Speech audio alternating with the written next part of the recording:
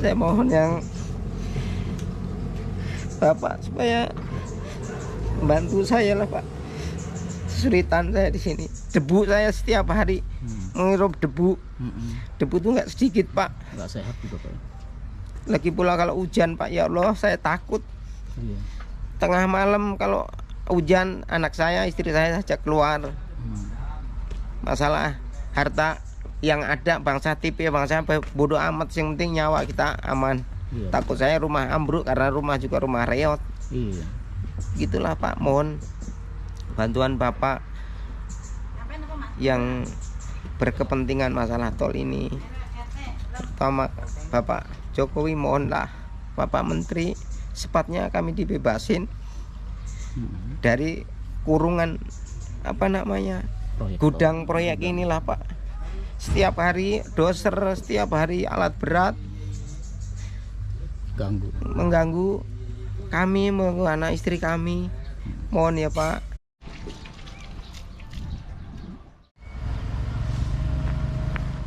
Ya oke, ketemu lagi bersama Andang Trip Report. Kali ini saya berada di kawasan proyek Simpang Susun Krukut. Saya berada di area gudang untuk proyek tol ini, dan saya akan berbincang-bincang dengan salah satu warga yang hingga saat ini belum mendapat ganti rugi dan rumahnya terkepung oleh proyek tol ini. Yuk ikuti Andang Trip Report episode kali ini.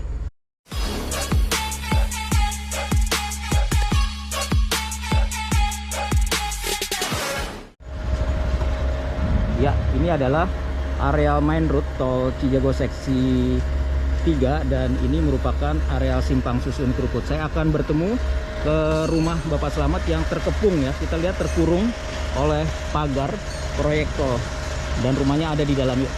Ya, pemirsa, saya berjalan di lokasi yang dulunya merupakan kawasan padat di wilayah Krukut ini, dan di depan saya ini kita akan temui Pak Slamet yang hingga saat ini rumahnya juga belum mendapat ganti rugi. Kita lihat kondisi rumahnya seperti ini ya pemirsa. Jadi di gudang ini, area gudang ini, Pak Slamet tetap masih tinggal di sini dan membuka warung karena aktivitasnya yang hingga saat ini dikepung oleh proyek tol.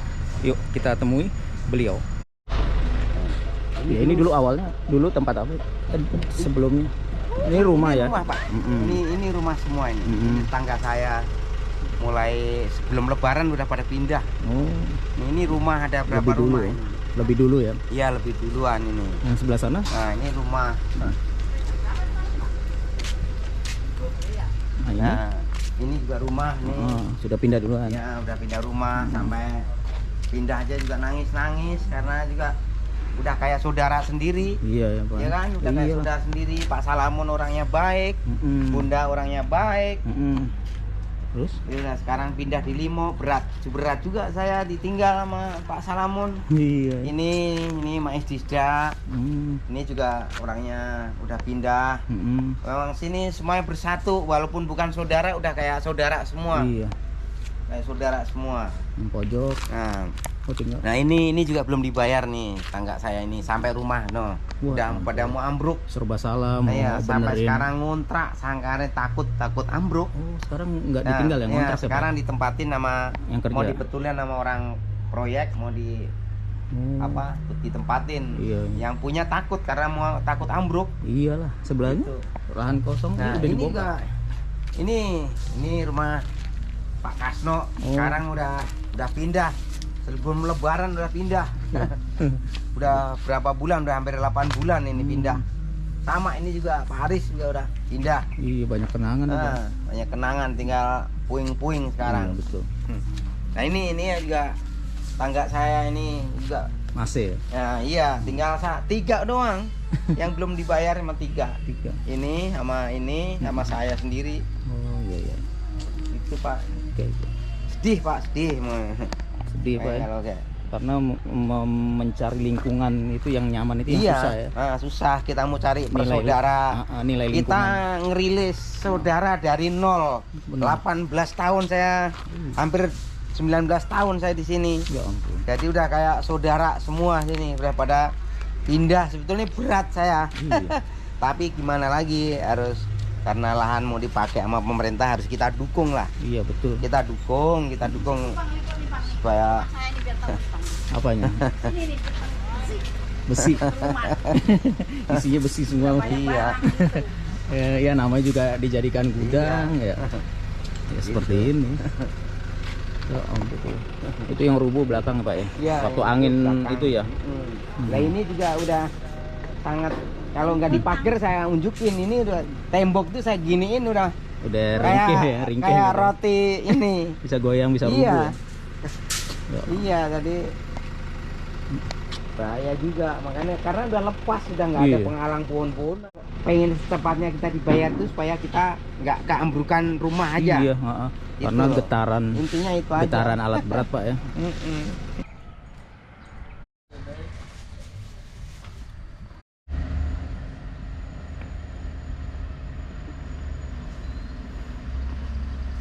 Saya nggak percaya Pak tadi, ya gimana ya untuk kesana kemari. Seharusnya sih info dari dulu itu RT itu tahap keempat saya udah seharusnya udah cair, tapi ternyata kok kegeser itu. Terus itu ada apa juga saya nggak tahu, apa ada permainan atau apa juga saya nggak tahu. Sampai sekarang ya. Kami nggak sujon lah.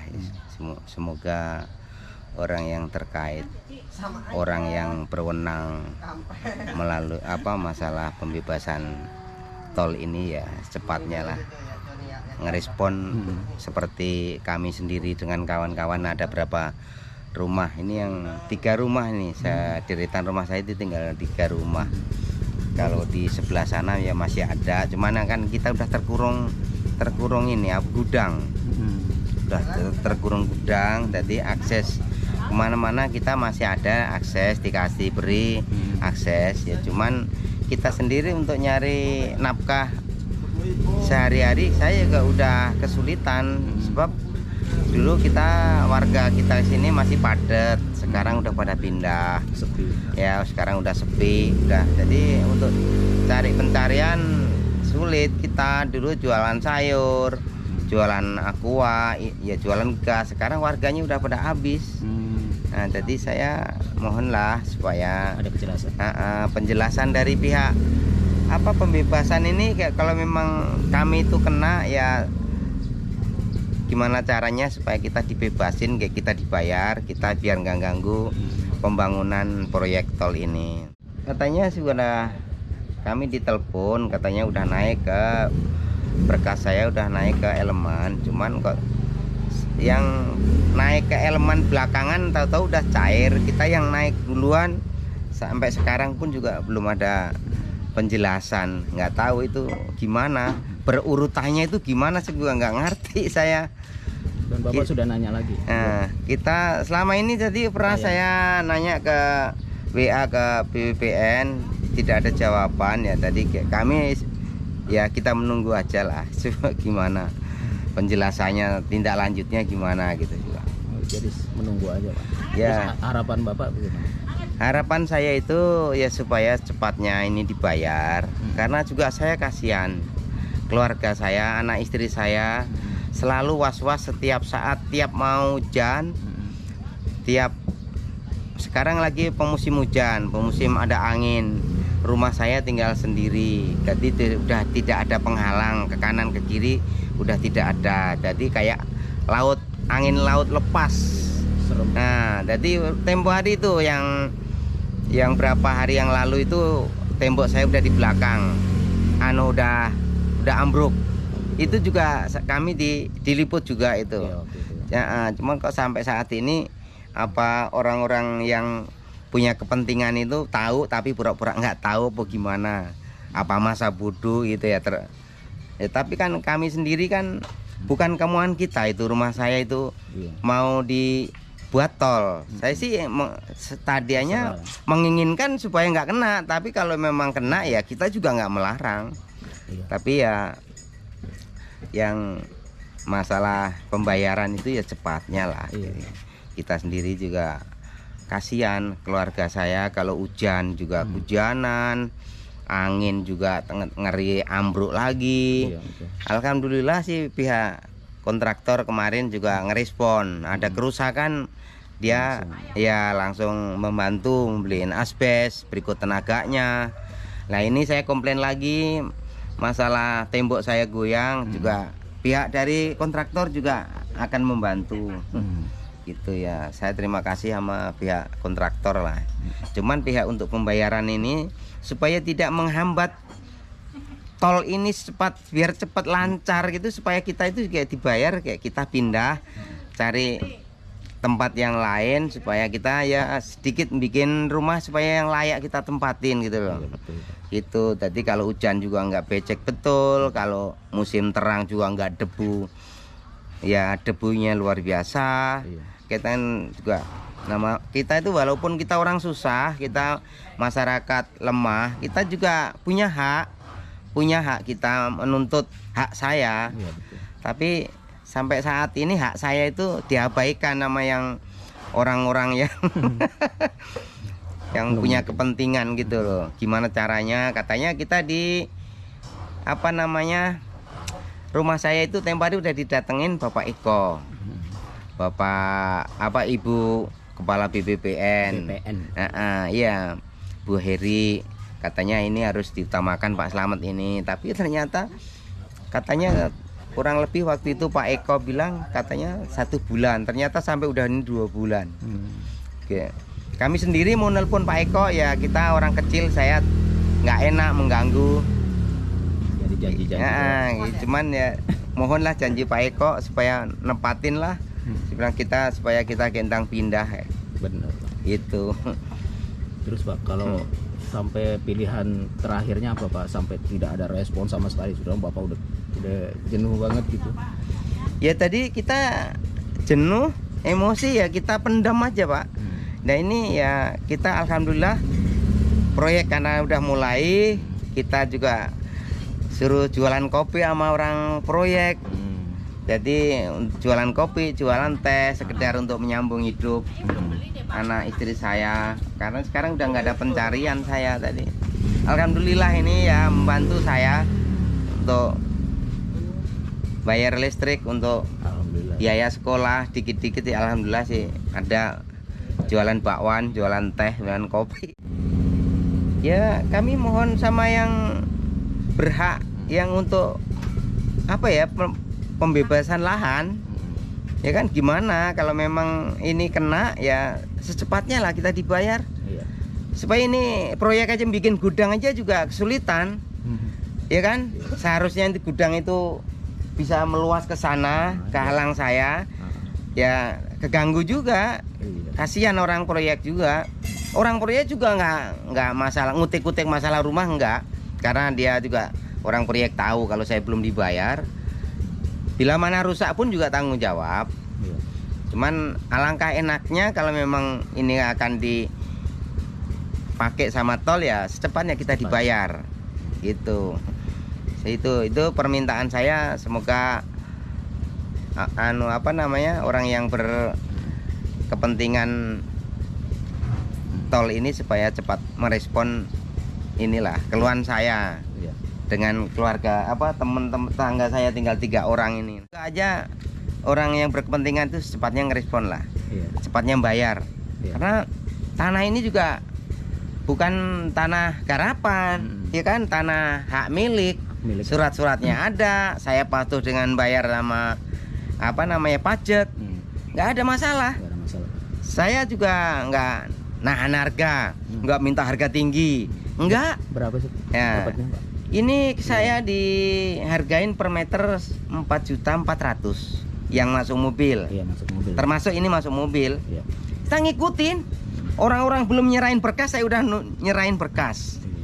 Nah, ini kendalanya ini. Saya beli tanah ini kan udah kena planning tol. Nah, tahun saya berapa, Pak? 2005 apa 2000? Kurang, saya lupa ya. Ya, oke dah. Nah itu saya mau balik nama, katanya ini udah nggak bisa dibalik nama. Karena lewat tol. Karena udah kena planning tol. Kami sudah bikin surat pelimpahan hak dari orang pertama. Udah ada surat kuasa. Tapi saya ke desa. Nah, katanya ini harus pakai notaris, ya kan? Katanya pakai notaris. Nah, saya ditanya, terserah mau pakai notaris Pak Slamet apa notaris saya. Gitu. Saya kalau ntar pakai notaris saya ntar nggak salah bisa disalah-salahin. Saya ngikutin aja lah, ya udah notaris Bapak aja. Iya. Kayak gitu. Nah terus gimana Pak? Kalau seandainya nggak pakai notaris, ini kalau nggak pakai notaris, bila mana nanti transaksi itu nggak masuk ke rekening Bapak, ya kan? Masuk ke rekening orang pertama. Oh. Nah, saya bilang, seandainya supaya kita masuk ke rekening saya Pak, gimana? Harus pakai notaris itu tadi. Terus bayarnya berapa Pak? Caranya gimana? Ya bayarnya berapa katanya? 3 juta katanya. Ya udah. Saya sanggup 3 juta. Ternyata saya juga kesana kemari nyari uang 3 juta, ya juga nggak semudah itu. Kita orang susah. Sampai saat ini kebetulan anak saya kerja di di perusahaan, terus pinjem uang kas perusahaan. Nah, saya pinjemin sama anak saya 3 juta. Karena juga saya nggak ada, saya tawar Pak, ini ada uang 2.800.000 bisa nggak? Ya udah nggak apa-apa. Oke, saya bayar 2.800.000. Itu.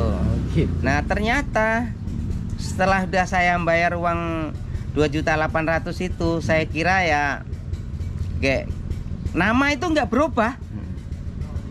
Terus fungsinya saya membayar uang 2.800.000 itu untuk apa? Saya juga katanya ke notaris, tapi ternyata sampai sekarang itu nggak ada ini, berarti nggak ada kwitansi. Ya saya juga nggak minta tanda terima. Ya kita namanya kenal.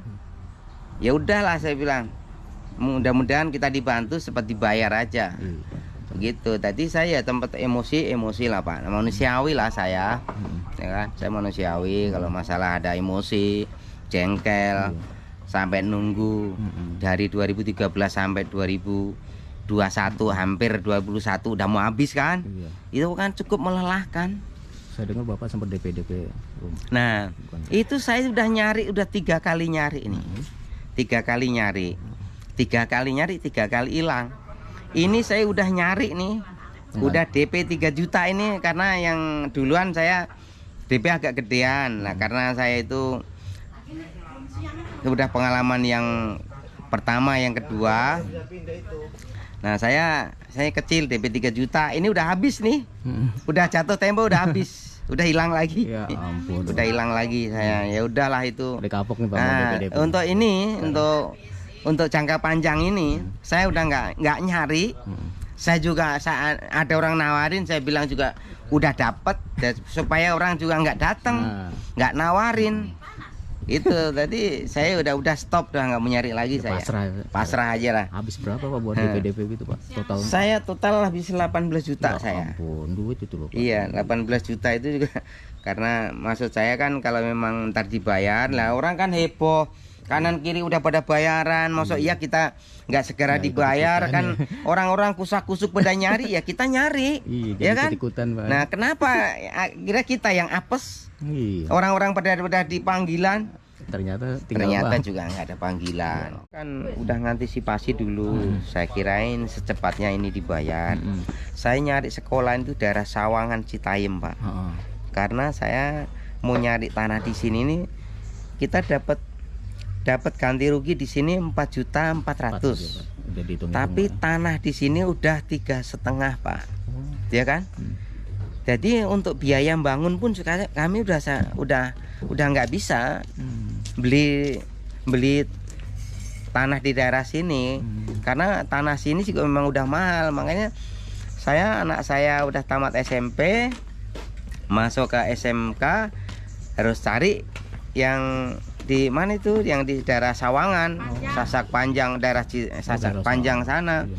Jadi saya ini antar jemput sekarang jaraknya 15 kilo. Karena udah telanjur Pak. Kalau tahu kita sampai saat ini sampai sekarang nggak dibayar, ya kita mendingan cari daerah sini.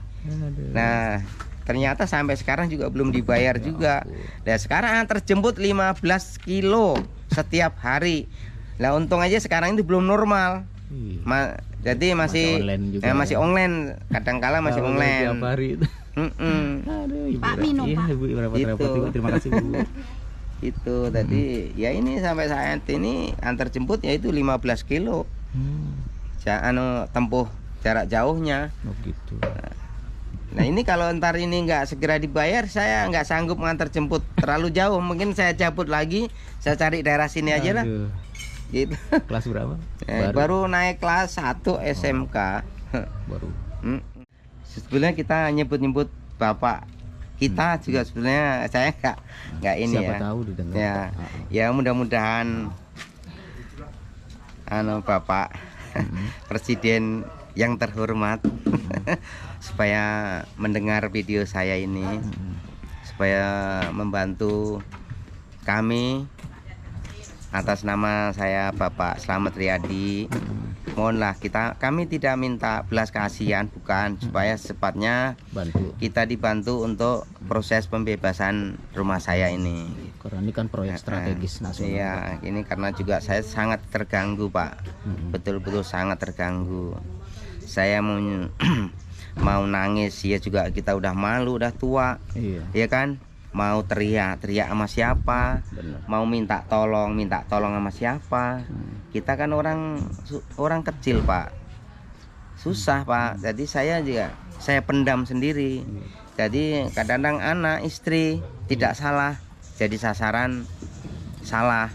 Iya. Karena saya menuangkan kekesalan itu jadi kemana-mana, Pak. Iya. Itu mohonlah Iya.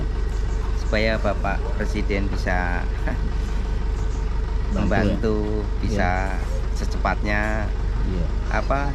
membebaskan lahan saya sekecil ini susah payah saya dari 80, Dari tahun berapa? dari 82, Pak. 82 ya ampun. Saya susah payah, Pak, ini. Susah payah saya bisa menyingkirkan hasil saya untuk supaya kita nggak ngontrak. Iya. Saya mohon yang Bapak supaya bantu saya lah, Pak. Kesulitan saya di sini. Debu saya setiap hari menghirup debu. Debu itu nggak sedikit, Pak. Nggak sehat juga Pak. Lagi pula kalau hujan, Pak, ya Allah saya takut. Iya. Tengah malam kalau hujan, anak saya, istri saya saja keluar. Masalah harta yang ada, bangsa tipe, bangsa bodoh amat, yang penting nyawa kita aman. Iya. Takut saya rumah ambruk karena rumah juga rumah reot. Iya. Gitulah, Pak. Mohon bantuan Bapak yang berkepentingan masalah tol ini, terutama Bapak Jokowi. Mohonlah Bapak Menteri, sepatnya kami dibebasin dari kurungan gudang proyek inilah, Pak. Setiap hari doser, setiap hari alat berat mengganggu kami, mengganggu anak istri kami. Mohon ya, Pak. Kami kira cukup sekian dari saya, Bapak Slamet. Bila mana ada kesalahan, ya kami RT saya RT 2 RW 01 Kelurahan Krukut. Mohon maaf bila mana ada kesalahan ucapan kami. Saya mohon maaf sebesar-besarnya kepada Bapak yang kami sebut kami. Mohon maaf ya, Pak, Bapak. Kami kira cukup sekian dari saya. Assalamualaikum warahmatullahi wabarakatuh. Ya oke, demikian penelusuran saya di kawasan Simpang Susun Krukut. Terima kasih sudah menonton dan saksikan episode eksklusif Endang Trip Report berikutnya. Tetap jaga kesehatan. Sampai berjumpa. Wassalamualaikum warahmatullahi wabarakatuh.